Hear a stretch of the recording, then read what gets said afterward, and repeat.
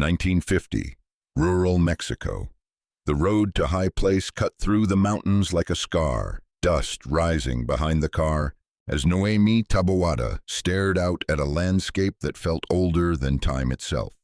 The driver said nothing for most of the journey. He only crossed himself when the fog grew too thick. Noemi had come from Mexico City, where the world was loud, modern, and alive. Here, everything felt paused. The letter had been simple, too simple. "They are killing me. Please come." Catalina. Her cousin had been newly married into the Doyle family, English, expatriates who lived in isolation in the Mexican countryside. Noemi had expected eccentricity, not fear. High Place rose from the hill like something unearthed rather than built.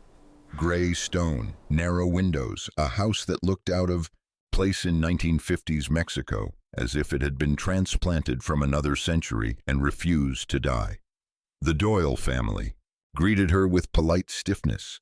Howard Doyle spoke carefully, like every word had been measured for decades. His wife barely looked at her, and the youngest son, Virgil, smiled too slowly. Inside, the air was wrong, too still, too preserved. Catalina was upstairs. She looked like a memory of herself, beautiful but fading at the edges. "They don't let me sleep," she whispered in Spanish, gripping Noemi's hand too tightly. "The house listens, even when we are silent." Noemi assumed madness, isolation, fear doing what fear does. But then the dreams began. Not dreams, really, intrusions.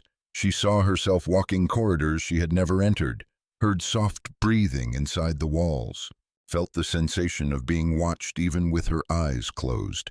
And always, beneath it all, something growing. One night, she followed a sound into the basement. The air there was damp, almost warm. The stone walls pulsed faintly, like they were alive. And then she saw it, a pale network spreading through everything, stone, wood, bone, threading through. The house like veins. A journal lay open nearby. English handwriting, repeated lines. Preservation is continuity.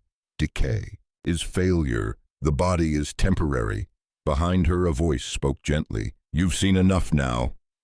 Howard Doyle stood at the bottom of the stairs, but he didn't look entirely human anymore.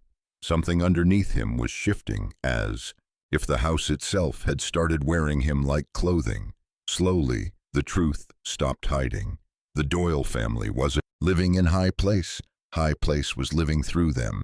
And in 1950s Mexico, far from the city, far from anyone who would believe her, Noemi finally understood.